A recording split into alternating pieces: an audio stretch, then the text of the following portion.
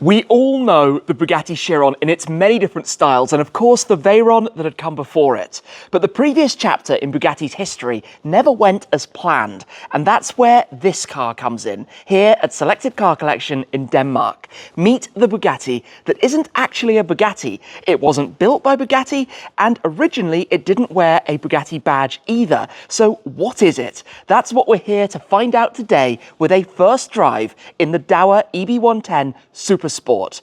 Over the years, I've driven countless Bugatti models from the 21st century, but never have I experienced the quad-turbo V12 of the EB110. Of around 150 models built in total, this one of 5 Dauer car is arguably the best spec EB110 to have existed. Now, Bugatti have recently presented the Tourbillon and entered their 4th chapter under Mate Rimac, but sandwiched between the early days of Ettore Bugatti and the recent 3rd era with Volkswagen was Romano Artioli's 90s supercar, but what happened to it? Well, today we're going out for a drive. Hi guys, I'm Shmi. Hello and welcome back to the channel. Let's take a look at the Dauer EB110 Super Sport. I can't wait to bring you along to experience this with me. At this moment in time, I don't really know what I'm in store for, but we're going to find out. We're going to see what it's like. But before we do, we need to understand some things. The story of Dauer. What exactly is this car? And is it a real Bugatti? Then, of course, a walk around. Go through some of the details, the facts and figures. 200 miles an hour plus, over 700 horsepower. This is an iconic 90s wedge supercar. And that comes from the background. Built under the leadership of Romano Artioli. Originally, the EB110s came out of Campo Galliano in Italy. He teamed up with Paolo Stanzini, who was a designer and engineer from Lamborghini. So there are a lot of Lamborghini traits and things that are slightly peculiar. I'm going to talk more about those later on while we're driving. But the company went bankrupt. They had this hugely glamorous factory. And as a result, a number of cars were left uncompleted on the assembly line, and there were various spare parts. Now, that's where Dauer stepped in. In fact, Dauer had been victorious at the 1994 24 Hours of Le Mans with the 962, and they'd even built half a dozen road legal conversions of 962s as well. So the new Dauer Sportwagen company was founded. They acquired all of the spare chassis and completed the cars that weren't yet finished. After those, they then built a further 5 continuation cars, you could call them, of the EB110 Super Sport. Now, in many ways, these are the best of the best. There are some differences in terms of the design, some things I want to point out in a moment, but they had the most power. They have lighter bodies thanks to carbon fiber body panels. They have a number of different changes and upgrades. None of these originally had the Bugatti badges worn on the front, but most of them have of course been upgraded to that since. So let's get a little bit more close to the car and go through those details. The first thing you look at with all EB110s is the shape, this distinct 90s supercar wedge, very Lamborghini-esque in its design. But the most notable thing about the 5 Dauer cars versus all of the other EB110s is something that you can't actually see, and that's to do with the bodywork. The EB110 GTs and the EB110 SSs all had aluminium body panels, whereas Dauer created the full bodywork from carbon fiber, saving 200 kilos, about 500 pounds, and giving this car an estimated top speed of 230 miles per hour.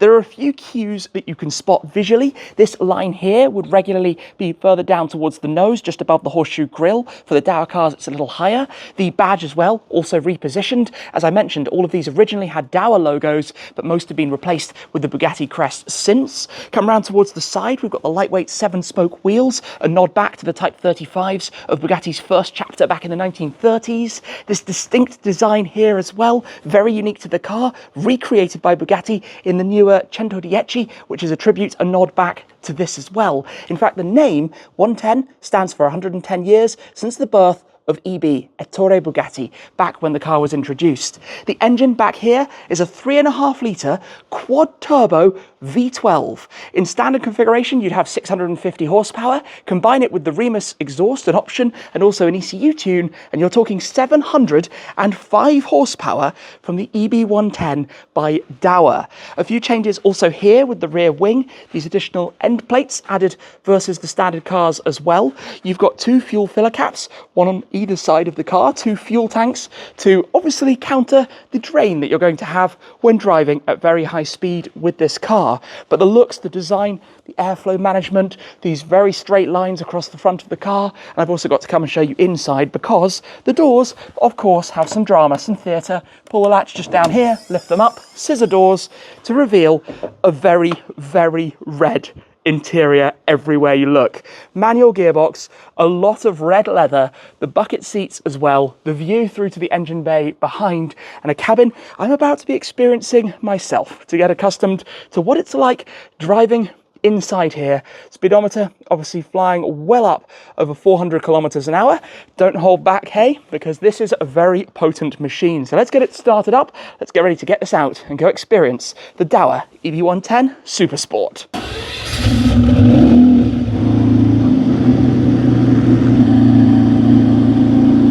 Welcome to the interior of the EB110. Let's take a seat inside here. And I've got to say, it's quite an unusual seating position. Your feet are offset quite far to the right. Headroom, there's not a lot. My head is literally touching the side here. It is what it is. It feels very 90s. Reminds me of the Jaguar XJ220 sitting inside here. The door, of course, pulls down. Give that a nice firm close.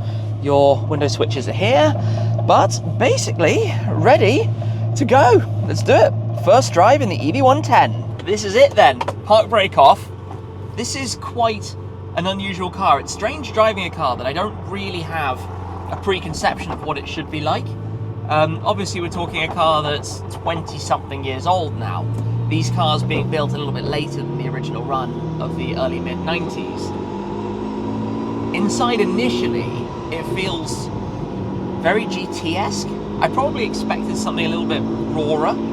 Obviously, we're going to take this easy at first, go find some nice roads to drive and understand it a little bit more. But this is one of those cars, when people have always asked me, a car that I've never driven, the EB110 has been one of the cars on that list. And I guess technically now I can tick it off, but we need to go and understand and figure out what it's all about.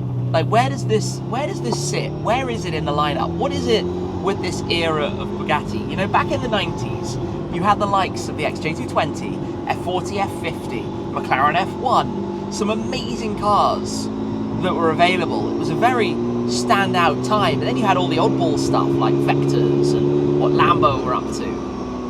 And of course this, the revival of Bugatti.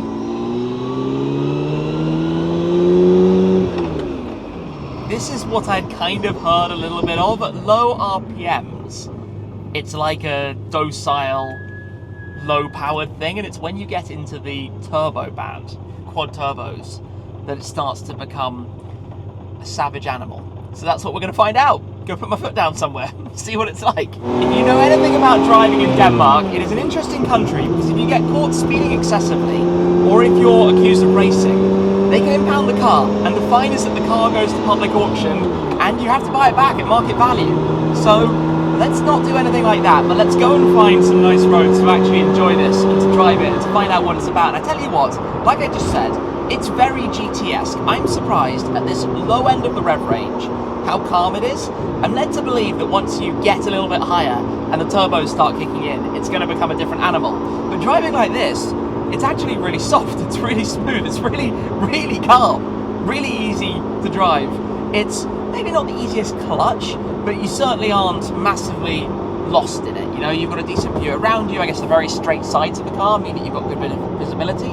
The A-pillars are pretty narrow, got a nice sense of where we're sat on the road. Obviously left-hand drive car, left-hand drive, or rather right side driving country.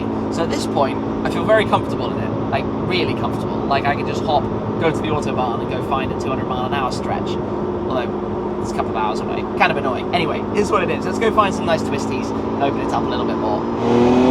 This is where it comes, yeah. You feel those turbos. Wait for it, and then everything. That's kind of funny, actually. It's very cliched to hear that phrase and to say and talk about turbo lag like this. Obviously, Dauer tightened that up. They made it less than it was originally in theory. Obviously, I haven't experienced the base car to compare, but you certainly are conscious of those turbos coming in. When they come in, when they arrive, off it goes. In fact, drop it to second gear. This is one of the cool things. Listen to this. On the throttle. That is a cool sound. Wow, that liftoff is awesome. That flutter wastegate turbo noise. Driving through the trees here.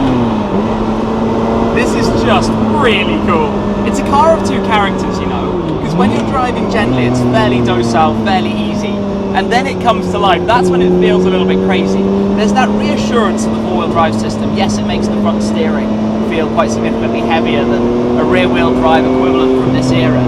But it gives you the confidence that even if it was wet, greasy, raining, whatever, off you go, and you can go in abundance. It's not the lightest of cars, about 1,700 kilos curb weight, with all liquids once it's said and done. But it feels fun to drive. Wait for the power, and then it comes. Then it means business. Gosh, when it opens up like that. This is really quite good fun. Okay, give myself the most challenging hill start in the world. We can do it, we can do it, we can do it. Round the corner we go, there we go. Right. Back on the power. It's funny because in the lower RPMs you'd swear it was like a 250 horsepower car or something. Doesn't feel anything like, obviously, the 700 figure numbers. It sounds good. There are some fun pops and noises out of it, especially when the RPMs are lowering and dropping back down. It's obviously not got the large, loudest of kind of sharp startups. It took me a little bit by surprise earlier that it didn't kick into action a little bit more aggressively. But the steering feels nice. I like the small steering wheel. Obviously cars of this era are so much more about the pure drive than what we have now, where it's controls and computers and all the systems around you.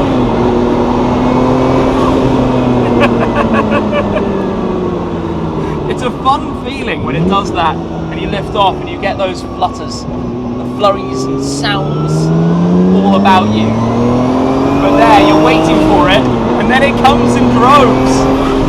Kind of like the F40, but even more so than the F40. Obviously the F50, I guess, is the closest competitor to this with its NA V12.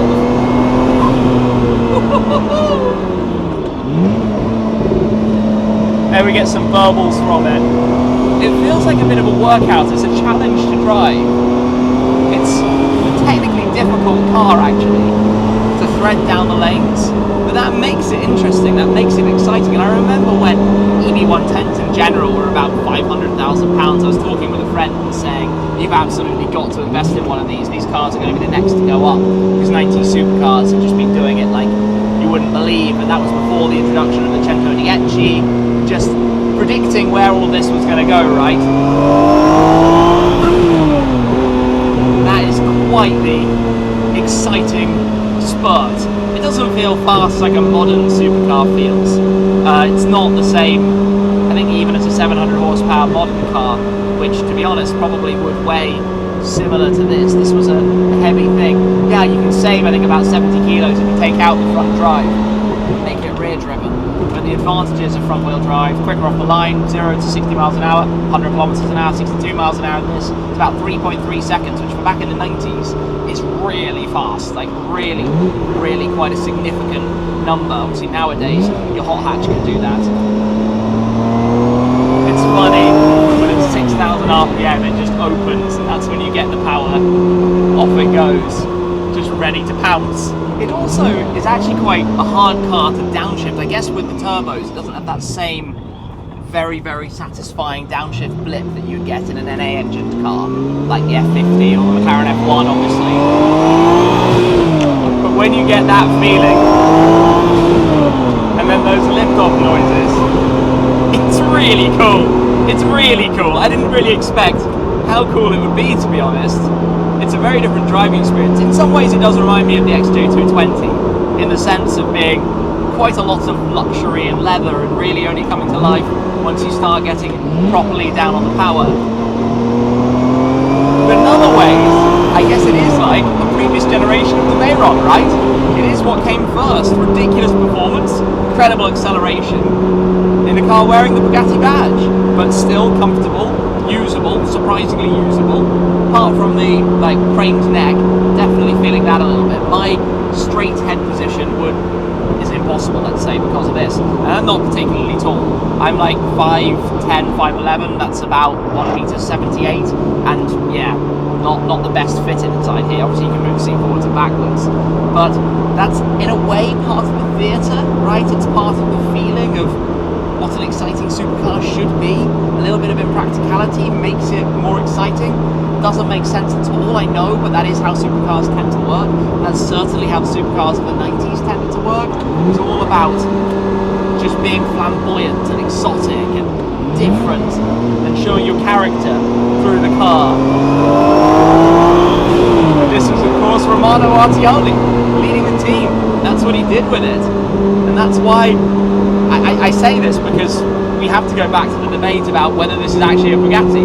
But let's go pull over for a moment and take a look at some other things. I want to show you something a little bit peculiar. So on the EB110s, normally, the way that you would open the engine bay cover is with a lever just here. For the Dauer cars, they changed it. And the way that you need to open it, firstly, is to lean inside, and up on the roof is the fuel filler cap release. Pull that, it opens both sides for the 2 fuel tanks. Then inside here, I have a lever which if I pull, will pop this basically. Then I can come around towards the back and open this up to reveal the engine back here.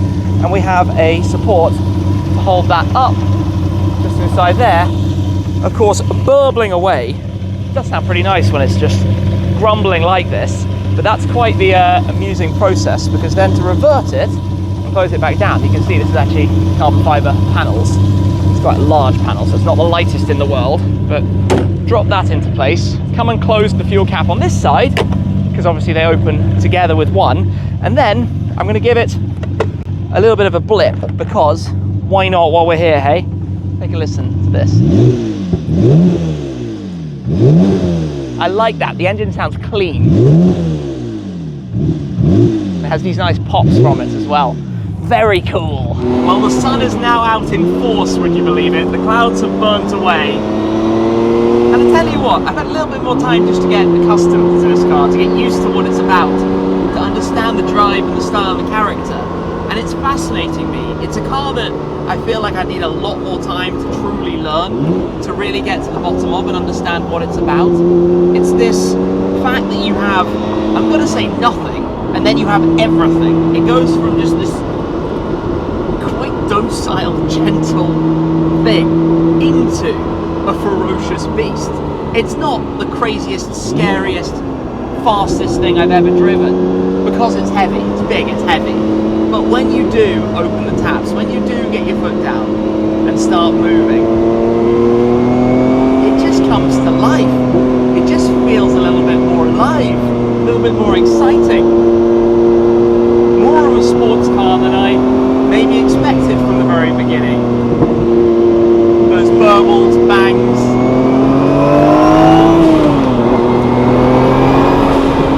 And then the turbo noises, the swooshes, the craziness. This is a good time. So, Dauer or Bugatti? How does it work?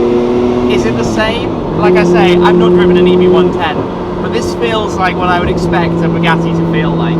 This feels like what I would expect a 90s 200 mile an hour supercar to feel like. This feels exciting. This feels like something at the time, to think about it, 700 odd horsepower, was really pushing the boat out. It's brilliant. It's absolutely brilliant. If I was a Bugatti collector, would I have one of these cars? Of course. A Type 35, 57, the Veyron, the Chiron, the Tourbillon coming up. It needs one of these two. It needs an EB110. And that's not a fully exhaustive list. There have been so many other classic models. Of course, also even the specials in more recent times, the Evo 110, etc. But here we are, enjoying it thanks to the selected car collection. I can't say thank you to them enough, because I'd never driven one of these. It wasn't really in the plans. But now I've had a taster of what the EB110 is all about. Just listen to this for a moment.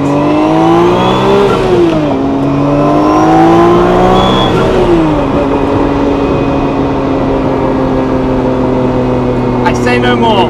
We're back at base, and this has been quite an interesting drive, to be honest. There are more things I want to show you around the interior though, because this car is so 90s, it's unbelievable.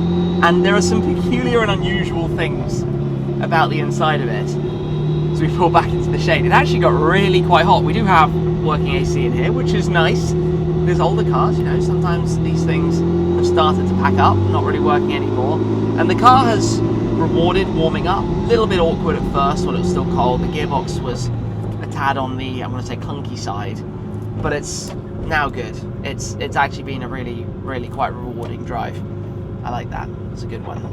It is very red inside this. Full steering wheel, even the speaker grills here on the doors, the fluting on the insert, everything, the upper dash, the A-pillars, the sun visors, looking backwards, the bulkhead behind me, the squared quilting you have on the central tunnel, everything as red as it can possibly be. Then I mentioned some of the funny switchgear. Up here, for example, this is the thing you pull to open up the fuel filler cap, some of your fog lights and stuff up here as well. But carbon fiber panels, more carbon for the dashboard inserts. Up here, the central console, all very cool, very out there, very bold.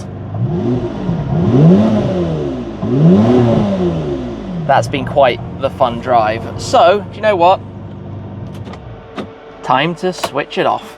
Then to open the doors from the inside, by the way, you actually have to grab the lever which is underneath here, which is again kind of awkward. It's almost like they did that as a, I want to say, bit of an afterthought. The Bugatti script on the door sill as you step out. Yeah, I enjoyed driving this more than I thought. Like I said at the beginning, when I left from here, I didn't really have any preconceptions on what driving the EB110 was going to be like. And while, you know, as I mentioned, it's a little bit awkward up here with the veritable lack of headroom, it's been good fun. At the end of the day, that's what a car like this is all about. Grab the door, pull it back down, proof is in the pudding. Big smile on the face. Like I said, EB110, I didn't know what to expect. This is jumping in straight at the, I'm going to say best of the best, because the regular EB110 GT and then the upgrade to the SS and then of course up to the Dauer, you've seen steadily increases in power and reductions of weight. So ultimately this is going to be the most driver focused version. I'd love to know what it's like when you're really going at full speed down the Autobahn, something like that, right? Really experiencing it in proper anger. But on the country lanes, no problems with ground clearance, high enough off the ground. I think it looks quite cool. It's not my favorite looking car in the entire world, but it has that distinct 90s supercar wedge. And we've had a lovely day here. Sun now coming back out. I can't complain though. A huge thank you to the Selected Car Collection for the opportunity to drive the Dauer EB110 Super Sport. To me, it feels like a Bugatti. It feels like a very cool car. I know to some it's a continuation, it's not the full original, but for now, let's enjoy the weather. Thank you very much for watching. Thanks again to the entire team here, and I'll see you again very soon. Cheers.